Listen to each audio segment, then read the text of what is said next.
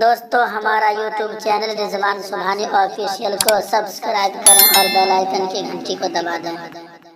خلق منها زوجها وبث منهما رجالا كثيرا ونساء واتقوا الله الذي تساءلون به والارحام ان الله كان عليكم رقيبا صدق الله مولانا العظيم وصدق رسوله النبي الكريم ونحن على ذلك لمن الشاهدين والشاكرين والحمد لله رب العالمين۔ چمک سے پاتے ہیں سب پانے والے، میرا دل بھی چمکا دے چمکانے والے۔ چمک سے پاتے ہیں سب پانے والے، میرا دل بھی چمکا دے چمکانے والے۔ اور برستا نہیں دیکھ کر ابر رحمت، بدوں پر بھی برسا دے برسانے والے۔ میرے بزرگ دوستو، آئیے ہم سب مل کر اپنے آقا والا حضور احمد مصطفیٰ محمد مصطفیٰ صلی اللہ تعالی علیہ وآلہ وسلم کی بارگاہ اقدس میں جھوم کر دل لگی کے ساتھ پر امید ہو کر برکت لینے کی خاطر، اپنے اولاد کی کامیابی کی خاطر، اپنے محلے میں خوشحالی کی خاطر، اور آپ کے گھر سے جو بھی افراد باہر رہتے ہوں انہیں ان کی حفظ و امان کی خاطر، چونکہ ہر درد کی دوا ہے صلی علی محمد، تعویذ ہر بلا ہے صلی علی۔ ابھی ہم سے پیشتر حضرت نے کہا واقعی بندہ درود پڑھنے کو اپنا معمول بنا لے تو کوئی شیطان اسے پیچھا نہیں کرتا، نہ ظاہری شیطان نہ باطنی شیطان۔ تو آئیے ہم ظاہری اور باطنی دونوں شیاطین کی حفاظت کی خاطر بھی درود پاک پڑھیں۔ اللہم صلی علی سیدنا شفینا مولانا محمد بارک وسلم، صلو علیہ صلاۃ و سلام علیک یا رسول اللہ، صلاۃ و سلام علیک یا حبیب اللہ صلی اللہ تعالی علیہ وسلم۔ سب سے پہلے تو میں آپ سبھی حضرات سے کچھ سوال کروں اور اس کا جواب طلب کروں، تاکہ ہو سکتا ہے آپ کا ذہن قریب ہو۔ سب ضروری نہیں کہ سمجھ جائیں، لیکن کسی نے اپنے دل میں اگر کچھ باتوں کی جگہ دی اور اس پر عمل کیا تو محفل میلاد منعقد کرنا، آپ کا آنا، ہم سب کا آنا قابل۔ ہم نے آپ سے سوال کیا تھا کہ میلاد شادی کے موقع سے کیوں کرتے ہیں؟ ہر کے گھر میں چاہے لڑکا ہو یا لڑکی محفل میلاد منعقد کی جاتی ہے۔ اگر نہیں معلوم تو معلوم کیجئے نا، تب نہ سمجھ میں آئے گا کہ ہاں ہم فلاں کام کے لیے میلاد مناتے ہیں۔ اور نہیں تو میلاد مناتے ہیں تو مقصد بھی معلوم ہونا چاہیے کہ ہم میلاد کیوں مناتے ہیں۔ اگر آپ اپنی زبان سے نہیں بیان کر پا رہے ہیں تو میں آپ کو سمجھاؤں کہ میلاد شاید سے، اور یہی حقیقت کہ ہر والدین اپنی اولاد کی شادی یعنی لڑکا ہو یا لڑکی اس کے ہونے سے پہلے کرتے ہیں اس لیے سے کہ ہمارے گھر میں خیر و برکت کا نزول ہو اور ہماری بچی یا بچہ کا جو رشتہ ہونے جا رہا ہے اس میں کوئی رکاوٹ نہ ہو، آفت و بلیات نہ آئے، بلکہ اچھا عمل کرنے کے صدقے طفیل میں اللہ تعالیٰ اس بلا کو دور کر کے خیر و برکت کا نزول۔ اسی نیت سے نہ کرتے ہیں کہ کوئی دوسری وجہ ہوتی ہے کہ قرآن پڑھا جاتا ہے، نعت و منقبت کے اشعار پیش کیے جاتے ہیں، قرآن و حدیث کی روشنی میں بیانات کیے جاتے ہیں، یہ سب اچھا عمل ہے۔ اس اچھا عمل سے جو اجر ملتا ہے اس اجر کے صدقے اللہ سے مانگتے ہیں، اے مولا ہمارے یہاں جو محفل میلاد سجائی گئی، قرآن پاک کی تلاوتیں ہوئی، درود پاک پڑھا گیا، نعت و منقبت کے اشعار پیش کیے گئے، علماء کرام نے قرآن و حدیث کی روشنی میں بیانات کیا، اے مولا تبارک و تعالی یہ سب تیرے اور تیرے حبیب کی رضا چاہنے کے خاطر کیا گیا، اے مولا اس کے صدقے ہمارے محلے میں، ہمارے گھر میں، ہماری اولاد کی عمر میں، علم میں، عمل میں، شادی میں، اے مولا تبارک و تعالی برکت عطا۔ تو اللہ تعالیٰ اس کے صدقے فیض و برکات رحمت و نور کی برسات فرماتا ہے۔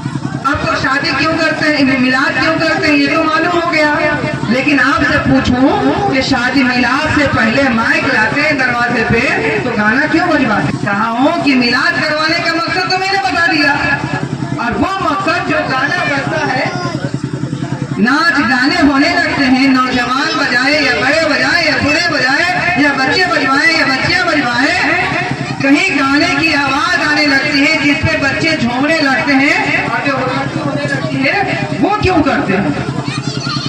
میلاد کرنا، قرآن پڑھنا، نعت پڑھنا، सब तो समझ में आया, लेकिन नाते पाक के बाद, तकरीर के बाद, कुरान के बाद, दुरूद व सलाम के बाद, फातिहा नियाज़ के बाद गाने बजाना, डांस करना और वो उरियानियत वाले अल्फाज के जरिए वो क्यों करते हैं, उसका जवाब तो आपको देना होगा।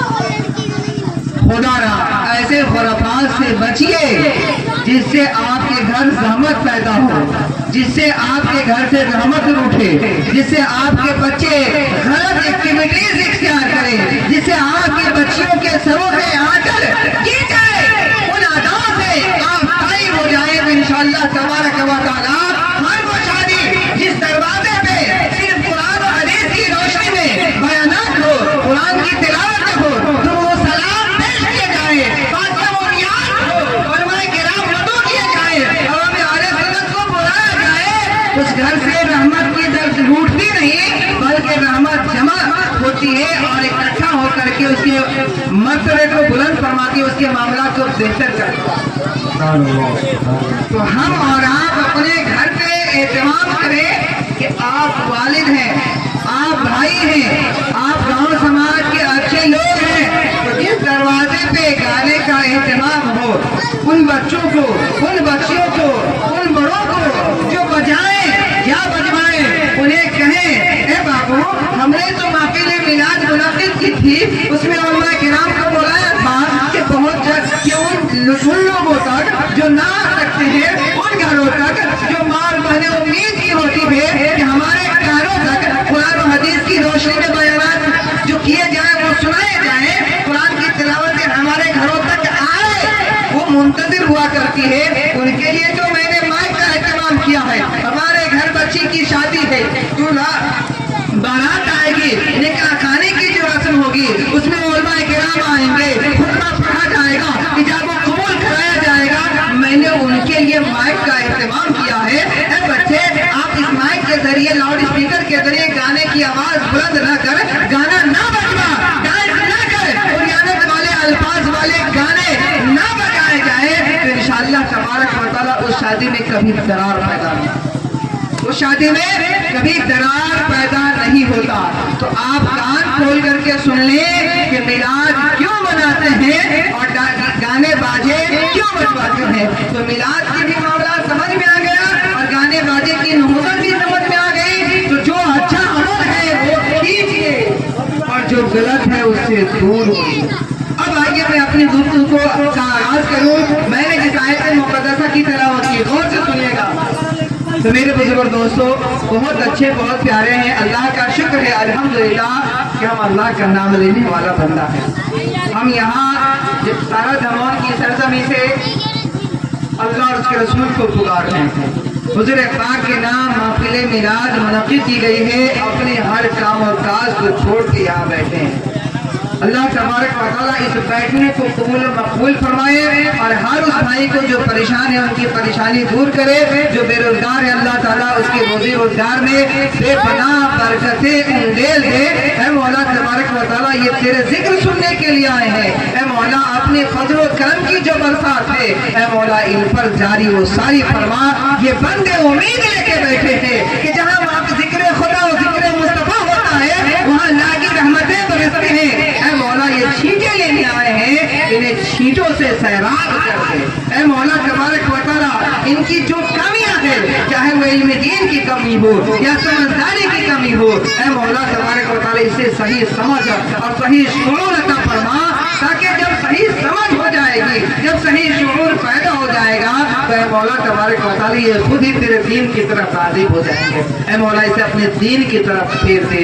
आइए मैं उस आयत मुक़द्दसा की तरफ ले चलूं, चूँकि हम और आपका ईमान है कि सबसे पहले हमारा जो ईमान है अल्लाह की ज़ात पर, उसी ने अता फरमाया हमारे नबी मुअज़्ज़म रसूल मुकर्रम जनाब मोहम्मद मुस्तफ़ा सल्लल्लाहु तआला अलैहि वसल्लम पर, ये वो किताब है जिसे हम दीनी किताब कहते हैं, मजहबी किताब कहते हैं। तमाम मसाइल सबसे पहले कुरान में तलाशे जाते हैं। कोई मसाला दरपेश आता है तो क्या हुक्म है कि हम कहाँ तलाश करें।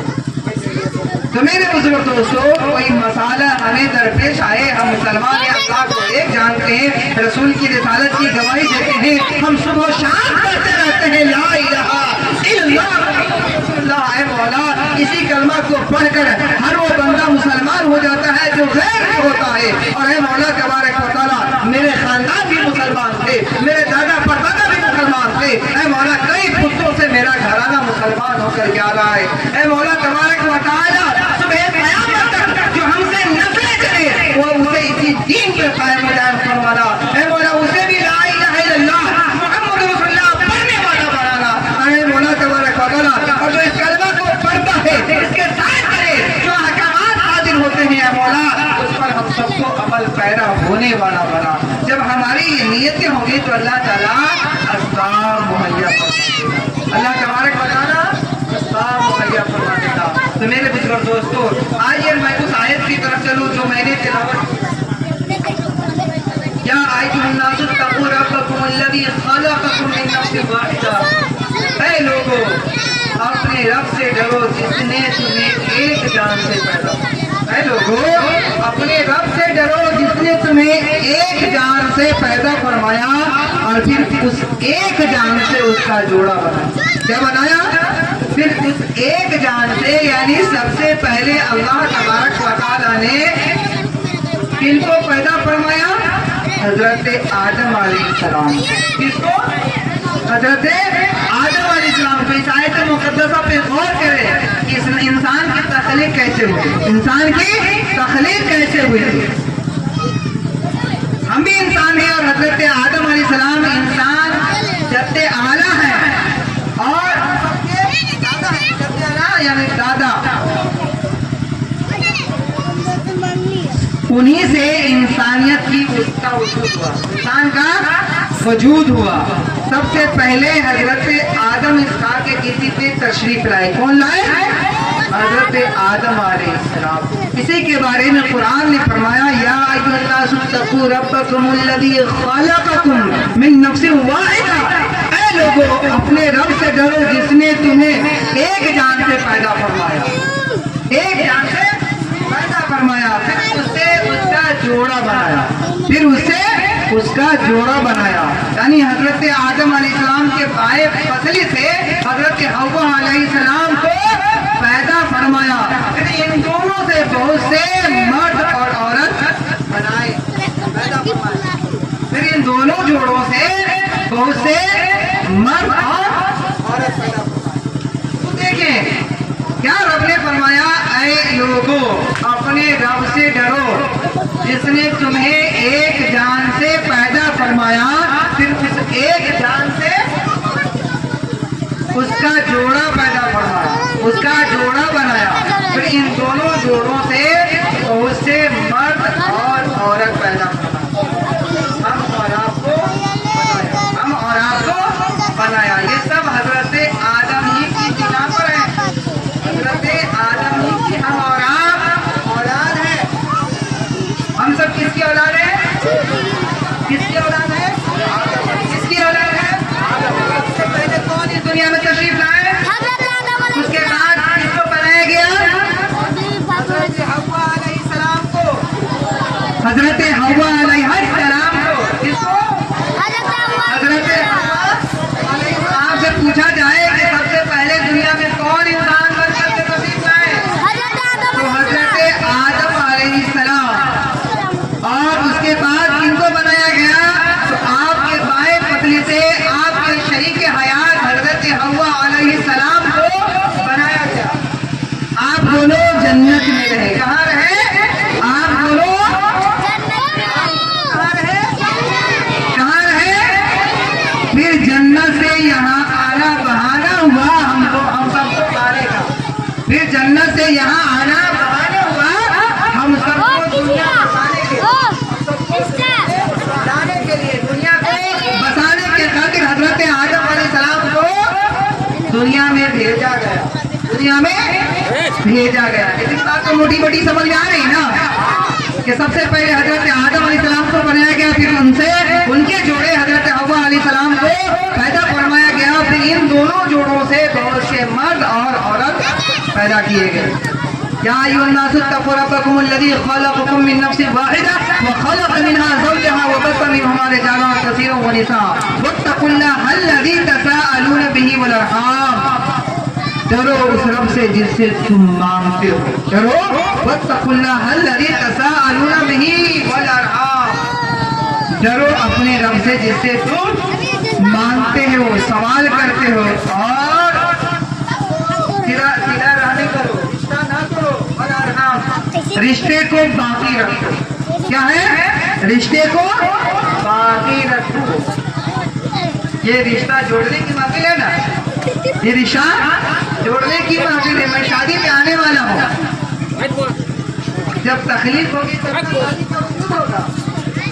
रब कह रहा है वत्तक़ुल्लाह अल्लज़ी तसाअलून बिही वल अरहाम, और डरो अपने रब से जिससे तुम मांगते हो, और सिला रहमी करो, रिश्तेदारों के साथ हुस्न सुलूक करो। इन्नल्लाह काना अलैकुम रक़ीबा। अल्लाह तबारक व तआला हर वक्त तुम्हें देख रहा, हर वक्त तुम्हें देख रहा। तो यहाँ आदत फरमाया गया लोगों को, ऐ लोगों अल्लाह से डरो। तो लोग में सब आ गए, जो ईमान लाया वो भी, जो ईमान न लाया वो भी। तो यहाँ तकवा से मुराद क्या?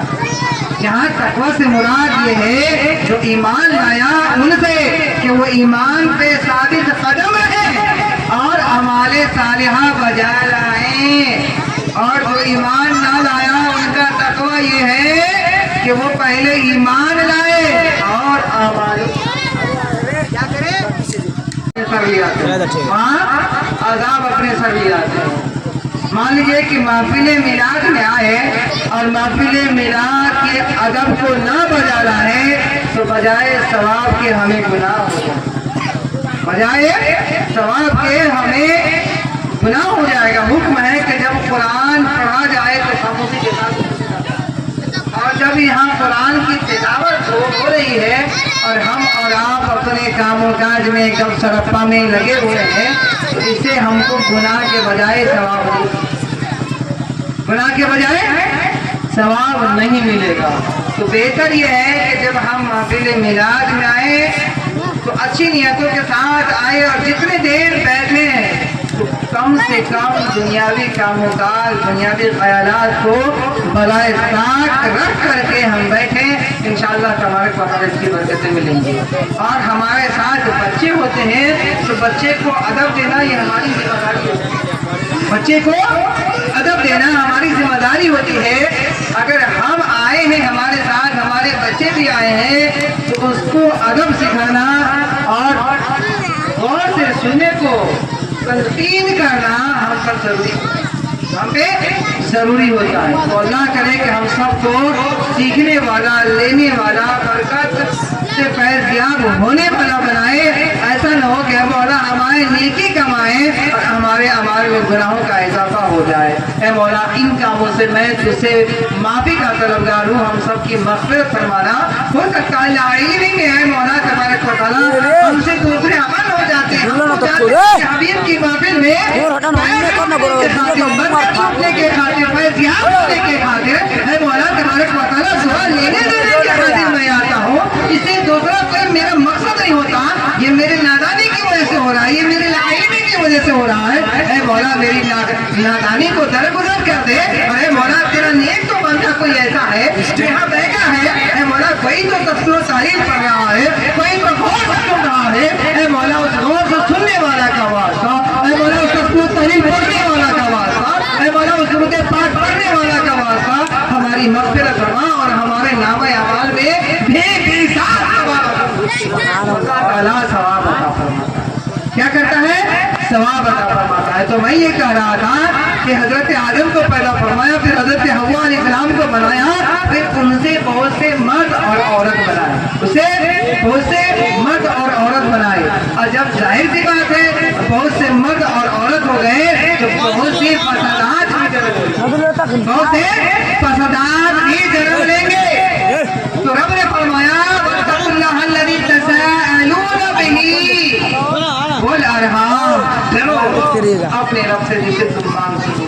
जब दुनिया बन गई, दुनिया में हम और आप फैल गए, तो تو کہیں ایسا نہ ہو کہ ہم دنیا میں ہمیں مال ملا تو مال پہ اترا جائے، ہمیں حسن ملا ہم حسن پہ اترا جائے، ہمیں جاؤ جلال ملا، ہمیں لوگوں نے عزت دی، ہمیں وقار دیا، سارے لوگ ہمارے فیصل کے منتظر ہوتے ہیں، سارے لوگ ہماری طرف رجوع کرتے ہیں، کہیں ایسا نہ ہو کہ لوگ مجھے عزت دیتے ہیں تو اس عزت دینے کی وجہ سے ہم بھاگ جائیں، ہمیں مال ملا ہم مال پہ اترانے لگے، ہمیں حسن ملا ہم حسن پہ اترانے لگے، ہمیں عزت ملے ہم عزت پہ اترانے لگے۔ اسی لیے رب نے فرمایا وَاتَّقُوا اللَّهَ الَّذِي تَسَاءَلُونَ بِهِ، ڈرو اپنے رب سے جس سے تم مانگتے ہو، تکبر نہ کرنا، حسن پہ اترانا نہیں، عزت پہ گھمنڈ مت کرنا، عزت ملے تو اللہ کا شکر ادا کرنا، مال ملے تو غریبوں کا خیال کرنا، اور اگر گاؤں والے آپ کو بڑا سمجھے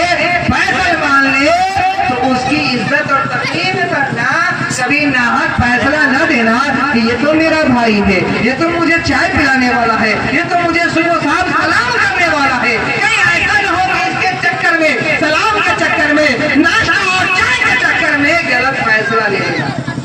اسی لیے رب نے فرمایا ڈرو اپنے رب سے جس سے تم مانگتے ہو، اور رشتوں کا خیال تعلق نہ کرو، نہ کرو۔ دیکھا ہے ہم نے اپنے بیٹے کی شادی رچائی بڑی دھوم دھام سے، بیٹا اپنی بہو کو لے کر کے، اپنی بیوی شریک حیات کو لے کر کے گھر آ گیا، ایسا نہ ہو کہ بیٹا صرف اپنی شریک حیات کی سننے والا بن جائے، ایسا نہ ہو کہ ماں باپ کے فرما بردار نہ کر کے نافرمان بن جائے، بہن کی نہ سنے، بھائی کی نہ سنے۔ میرے بزرگ دوستو، آپ شوہر ہو، آپ کو معلوم ہے کہ میں اپنے شریک حیات کو لایا ہوں، آپ کے والد محترم کو بھی معلوم ہے، آپ کی والدہ محترمہ کو بھی معلوم ہے، آپ کے بھائی کو بھی معلوم ہے، آپ کی بہن کو بھی معلوم ہے کہ میرے گھر ایک نئی نویلی دلہن آئی ہے جو میری بھابھی لگتی ہے، جو میری بہو لگتی ہے، جو میری چچی لگتی ہے۔ ہر ایک کو معلوم ہے، ہر ایک کی ذمہ داری بنتی ہے کہ رشتے کا خیال کیا کرے، رشتے کا خیال رکھے۔ جب رشتہ کا خیال ہوگا، بیٹا سمجھے گا یہ میری بیوی ہے، اس کے حقوق کیا ہے، بیٹا سمجھیں گے یہ میرے والد ہے، ان کے حقوق میرے ذمے کیا ہے، بیٹا سمجھے گا یہ میری والدہ محترمہ ہے، اس کے حقوق میرے ذمے کیا ہے، بیٹا یہ سمجھ لے کہ یہ میری بہن ہے، یہ میرے چھوٹے بھائی ہے، اس کی ذمہ داری مجھ پہ کیا عائد ہوتی ہے۔ جب رشتوں کا خیال ہوگا تو خیر و برکت کا نزول ہوگا، جب رشتوں کا خیال ہوگا تو آرام کا مظاہرہ ہوگا، برکت کا مظاہرہ ہوگا، حسن و جمال کا نکھار پیدا ہوگا۔ ورنہ کتنوں حسین و جمیل آئے گی، کتنوں حسین و جمیل ہم ہوں گے، نہ ہمارے حسن کام آئیں گے، نہ ہماری ادائیں کام آئیں گی، ہم رشتوں کو تار کرنے والے ہوں گے۔ تو میرے بزرگ دوستو، آپ کے والدین کو پتا ہے آپ کی شادی ہونے جا رہی ہے، آپ کے گھر نئی نویلی دلہن آنے والی ہے، آپ کے والد محترم کو معلوم ہو گیا، معلوم ہے کہ میرے بیٹے کی ذمہ داری بڑھ رہی ہے۔ خدا اپنے والدین کو کبھی شرمندہ نہ ہونے دینا، اپنے والدین کی اطاعت و فرما برداری کے ساتھ ساتھ اپنی بیوی کا خیال رکھنا۔ جو بھائی اپنی شریک حیات کا خیال رکھتا ہے اور اپنے والدین کی اطاعت و فرما برداری کرتے ہوئے زندگی گزارتا ہے، اس گھر میں کبھی بے برکتی نہیں آتی، اور آنے والی بہو جو ہوتی ہے، آنے والی دلہن جو ہوتی ہے، وہ اگر یہ سمجھ لے یہ میرے شوہر نامدار ہیں، یہ میرے شوہر کے والد محترم ہے، میرے والد کے زمرے میں آ جاتے ہیں، یہ ان کی والدہ محترمہ ہے، میری والدہ محترمہ کے زمرے میں آ جاتے ہیں، یہ ان کی بہن ہے، میری بہن کے زمرے میں آ جاتی ہے، یہ ان کے بھائی ہے، میرے بھائی کے زمرے میں آ جاتی ہے۔ جب وہ رشتے کا خیال کرنے لگے گی تو انشاءاللہ تبارک و تعالیٰ کبھی اس کو تکلیف نہیں ہوگی، کبھی اس بیٹی کو، اس بہو کو، اس بیوی کو کبھی تکلیف نہیں ہوگی۔ صرف رشتے کے خیال کرنے میں یہ عدم اور حد نظر آتی ہے۔ اور جب رشتے کا خیال نہیں ہوگا تو ماں باپ بھی پریشان ہوں گے، شریک حیات بھی پریشان ہوں گی، اور شوہر نامدار بھی پریشان ہوں گے۔ تو میرے بزرگ دوستو، قرآن نے کہا کہ قطع تعلق نہ کرو بلکہ رشتے کا خیال کرو۔ کیا کرو؟ رشتے کا خیال خیال رکھو. جب رشتے کا خیال ہوگا تو انشاءاللہ تبارک و تعالیٰ ہر کسی کو خوشی محسوس ہوگی, اور جب رشتے کا خیال نہیں ہوگا تو خوشی محسوس نہیں ہوگی. ہم سے پیشتر حضرت مولانا ثناء اللہ صاحب نے ہمیں ایک ذمہ داری دے کے گئے ہیں کہ کب نکاح فرض ہے, کب نکاح واجب ہے, کب نکاح سنت ہے اور کب نکاح حرام ہے. اس کو ذرا بتا. بس میں اس کی وضاحت کر کے انشاءاللہ اپنی گفتگو کو ختم کروں گا. اللہ تبارک اللہم صلی علی سیدنا شفیعنا مولانا محمد بارک وسلم صلی اللہ علیہ وسلم علیہ رسول اللہ صلی اللہ علیہ وسلم. تو آئیے کہ نکاح کب فرض ہوتا ہے اور نکاح کب واجب ہوتا ہے اور نکاح کب سنت ہے, یہ ملاحظہ فرمائیں. انسان اپنی شریک حیات کے کھلانے پلانے رکھنے اور ان کی ہر لوازمات, ان کے جو حقوق ہے ان کی ادائیگی پہ قدرت رکھتا ہو. ان کی ادائیگی یعنی کھلانا پلانا, مکان دینا, کپڑا لتا دینا, جو اس کے لوازمات ہے, جو اس کے حقوق ہے, اس کو بجا لانے پر قدرت رکھتا ہو, یعنی اس کو ادا کرنے پہ قدرت رکھتا ہو, اور گناہ کا یقین ہو کہ اگر ہم نکاح نہیں کریں گے تو ہم سے گناہ ہوگا, تو ایسی کنڈیشن میں اس پر نکاح کرنا پڑتا. ایسی صورت میں اس بندے پر جو کھلانے پلانے, مکان دینے, کپڑا لتا اور اس کے جو حقوق ہے اس کی ادائیگی پہ قدرت رکھتا ہو, اور یہ یقین ہو کہ اگر نکاح نہ کریں گے تو گناہ ہم سے ہو جائے گا, تو اس صورت میں نکاح کرنا فرض ہے. اور نان و نفقہ یعنی کھلانے پلانے, مکان, لباس, ہر ادا پہ قدرت رکھتا ہو اور گناہ کا یقین نہ ہو بلکہ شک ہو کہ کہیں ایسا نہ ہو کہ نکاح نہیں کروں گا تو ہم سے گناہ ہو جائے گا, کہیں ایسا نہ ہو کہ اگر نکاح نہیں کروں گا تو ہم سے گناہ ہو جائے گا, تو اس صورت میں نکاح کرنا واجب ہے. کیا ہے؟ نکاح کرنا واجب ہے. اور نان و نفقہ, کھلانے پلانے, مکان, لباس, ان کے حقوق کی ہر ادا پہ قدرت رکھتا ہو اور گناہ کا یقین اور شک اور شبہ کچھ بھی نہ ہو بلکہ اس کا دل مطمئن ہو, تو اس صورت میں نکاح کرنا سنت ہے. کیا ہے؟ نکاح کرنا سنت ہے. اب نکاح حرام کب ہے اور نکاح مکروہ تحریمی کب ہے؟ تو نکاح کرنا اس صورت میں حرام ہے کہ جب بندہ نان و نفقہ یعنی کھلانے پلانے, مکان اور اس کے لباس وغیرہ اور اس کے جو حقوق ہے اس کی ادائیگی پہ قدرت نہ رکھتا ہو. شادی کر کے لاؤں گا کھلا نہیں پاؤں گا, شادی کر کے لاؤں گا گھر نہیں ہے کہاں رکھوں گا, اس چیز کا یقین ہو تو اس صورت میں کیا اس کے حقوق کی ادائیگی ہم سے نہیں ہو پائے گا, اس چیز کا یقین ہو تو اس صورت میں نکاح کرنا حرام ہے. نکاح کر کے لائے گا, جانور ہے اسے کہیں چھوڑ دے گا, کھلے آسمان کے طرح چھوڑ دے گا, اس لیے شریعت نے منع فرمایا کہ ایسی صورت میں نکاح کرنا حرام ہے. ایسی صورت میں نکاح کرنا حرام ہے. بہت سے نوجوان اللہ کی پناہ کچھ ایسے بھی ہو گئے ہیں کہ 5 پھوٹی کوڑی جیب میں نہیں اور کسی کی بیٹی کی عزت سے کسی کی بیٹی کی عزت پہ ہاتھ ڈالتا ہوا نظر آتا ہے. ایسی صورت میں ایسے لوگوں کو متنبہ کیا گیا ہے کہ جب نکاح کی قدرت ہو تو پیغام دو, نکاح کی قدرت ہو جائے اور کوئی تمہیں بھالے. قرآن کا اعلان ہے فن کی ہوئی مات آور, نکاح کرو ان عورتوں سے جو تمہیں پسند آئے, تو جو آپ کو اچھی لگے, آپ کی سماج کی دیکھی ہو. تو حکم ہے کہ پیغام دو. حکم کیا ہے؟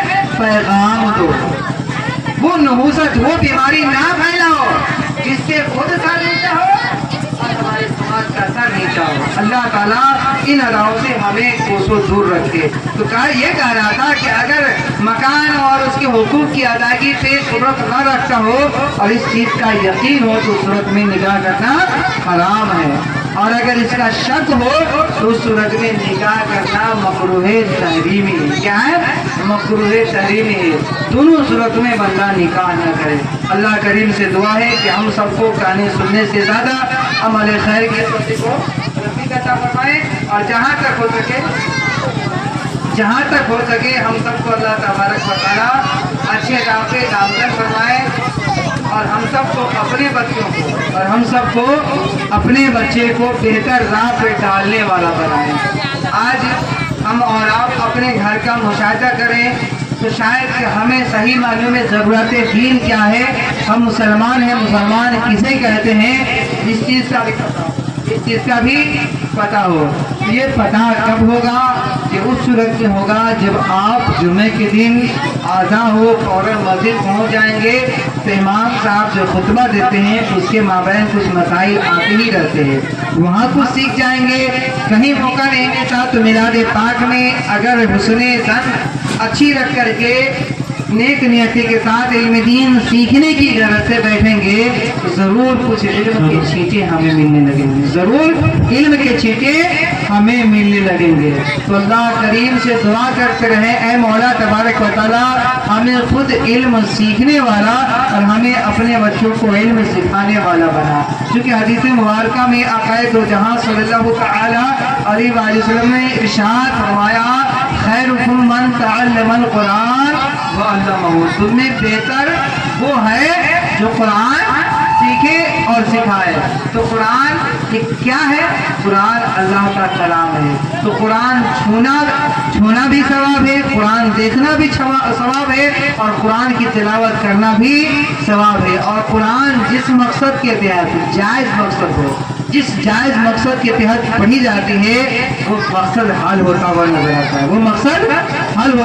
آتا ہے. تو کیوں نہ سارا سرمایہ ہمارے پاس موجود ہے، دولت چاہیے قرآن پڑھیے، عزت چاہیے قرآن پڑھیے، علم چاہیے قرآن پڑھیے، گھر میں خیر و برکت کا نزول ہو قرآن پڑھیے، گھر سے شیطان دور ہو قرآن پڑھیے، گھر میں شیطان داخل نہ ہو قرآن پڑھ کے داخل ہوئیے. انشاءاللہ تبارک و تعالیٰ جب یہ ادا ہمارے اندر، یہ صفت، یہ خوبی، یہ کوالٹی ہمارے اندر آ جائے گی تو انشاءاللہ تبارک و تعالیٰ جس زبان پہ کلام اللہ کی تلاوت ہوگی وہ زبان جس ادا کے لیے کھلے گی، جس عمل کے لیے کھلے گی، جس مقصد کے تحت کھلے گی، جن کے لیے کھلے گی انشاءاللہ تبارک و تعالیٰ وہ مقصد، وہ کام پورا ہوتا ہوا، وہ مقصد اور وہ کام پورا ہوتا ہوا نظر آئے گا.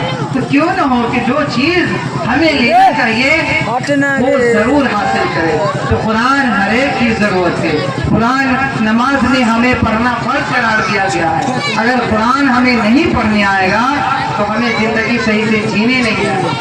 قرآن پڑھیے اور قرآن پڑھائیے، قرآن سمجھیے اور اپنے بچوں کو سمجھانے کی طرف راغب کیجیے. انشاءاللہ تبارک و تعالیٰ جب قرآن پڑھیں گے، قرآن سمجھیں گے اور قرآن کے مطابق عمل کریں گے تو ہم اور آپ کامیاب ہوں گے. اسی لیے ہر بیٹی والا شاید کہ قرآن اپنی بیٹی کے ساتھ کر دیتا ہے، اپنی بیٹی کے ساتھ کرتا ہے. دنیا کی جو چیزیں ہیں، جو اشیاء ہیں، حتی الامکان کوشش کرتا ہے کہ اپنے بیٹی کے ساتھ میں اسے ان کے سسرال بھیجوں تاکہ ان کی ضرورتیں آسانی کے ساتھ پوری ہو. اور اس کے ساتھ ساتھ قرآن ہم مسلمان کی ہر بیٹی کو عطا کی جاتی ہے، ہر بیٹی کو عطا کی جاتی ہے. لیکن یہیں پر کچھ لوگ سوال کر سکتے ہیں کہ قرآن تو ہم دے دیے پھر بھی ہمارے گھر بیٹی کی گھر کیوں نہیں بچ رہی؟ قرآن ہم نے دے دیا لیکن ہماری بیٹی خوش نہیں ہے، ہماری بیٹی خوش نہیں ہے. تو کیا کارن ہے؟ میں آپ سب کو کارن بتا دوں. کارن یہ ہے جو ہمارا دل میں چھپا ہوا ہوتا ہے. جب ہماری نیت اچھی ہوتی ہے، نبی پاک کا ارشاد ہے نیت المومن خیر من عمل، مومن کی نیت اس کے عمل سے بہتر ہوتا ہے، مومن کی نیت اس کے عمل سے بہتر ہوا کرتا ہے. تو میں نے سب سے پہلے آپ سے کہا تھا کہ کوئی کام کرے تو رسمن نہ کرے. جب آپ بیٹی کو قرآن جہیز کی صورت میں ادا کرتے ہیں تو نیت یہ ہونی چاہیے، اے مولا خدائے کائنات، اے خالق کے جو سمان، اے پالنہار، اے روزے گدھا کے مالک، میں نے اپنی بیٹی کو جہاں تک ہو سکا تربیت کی، اے مولا تبارک و تعالیٰ، جہاں تک ہو سکا اس کے ساتھ و سامان کو میں نے مہیا کیا، اے مولا تبارک و تعالیٰ، لیکن ساری چیزیں تو میں ایک سمجھتا ہوں، لیکن اس کے ساتھ ایک ایسی دولت عطا کرتا ہوں جس دولت کے سائے تلے میری بیٹی کبھی نا امید نہ ہو، پریشان حال نہ ہو۔ میں نے اس کے ساتھ اس کو پڑھنے والیہ بھی بنا کر کے بھیجا ہے، ساتھ ہی ساتھ میں نے قرآن بھی عطا کر دیا ہے کہ جب بھی میرے گھر، میری بیٹی کے گھر میں ان کے شوہر کے کمائی کا معاملہ آئے یا ان کے گھر کے کوئی معاملات میں آئے تو کہیں مجھے کال نہ کرے، کہیں کسی عالم کے پاس رجوع نہ کرے، سب سے پہلے جو میں نے زیور دی ہے، جو میں نے دولت دی ہے، قرآن کی شکل میں، اے میری بیٹی، اے میری ساداتی، اسے تم کھول کر انشاءاللہ تبارک و تعالیٰ کھولنے کے ساتھ ساتھ ان کے اوراد کو پلٹنا اور جو حروف لکھے ہوئے ان کی تلاوت کو جاری کرنا، انشاءاللہ جوہی جاری کرو گی، وہیں سے تمہاری پریشانیاں بھی کٹنی شروع ہو جائے گی۔ لیکن جہیز کی شکل میں تو میں نے دولت دے دی، عظیم سے عظیم تر دولت دے دی، لیکن جو ہی لائی وہی پڑی کی پڑی ہے، وہی پڑی کی پڑی ہے۔ نہ ہماری نیت اچھی تھی اور نہ میں نے مجھے قرآن کو سکھایا تھا، بس یہ ہے کہ رسماً دنیا ہر کوئی مسلمان اپنی بیٹی کو قرآن دیتے ہیں، میں نے دے دیا، وہ ٹاک پہ رکھا ہوا ہے۔ جانے کے وقت باراتی ابھی جیسے محفل میں وہ مشکل لوگ بیٹھنے کو آتے ہیں، لیکن باراتی میں جب جاتے ہیں تو کہتے ہیں کہ بوٹی اچھی نہیں، دوسری بوٹی لاؤ، خدا خیر کرے۔ آپ دیکھیں کہ وہ کھانے کا سامان کیسے مہیا کیا گیا ہے، اس پہ بھی غور کرے، کبھی بھوکے بھی بارات میں چلے آئیں اور کوئی شکوہ اور شکایت نہ کرے کہ اس نیت سے کہ میں نے کسی بیٹی کے باپ کی عزت بچا کے آئی ہے، میں نے بوٹی کا مطالبہ نہیں کیا، میں نے شربے پہ اکتفا کیا، میں نے سلاد پہ اکتفا تو کر لیا، لیکن اس بیٹی کے باپ کی عزت کو میں نے پامال ہونے سے بچا لیا۔ انشاءاللہ تبارک و تعالیٰ جب یہ نیت ہوں گی، جب یہ ارادے ہوں گے تو آپ کی عزت کو بھی اللہ بلند فرمائے گا۔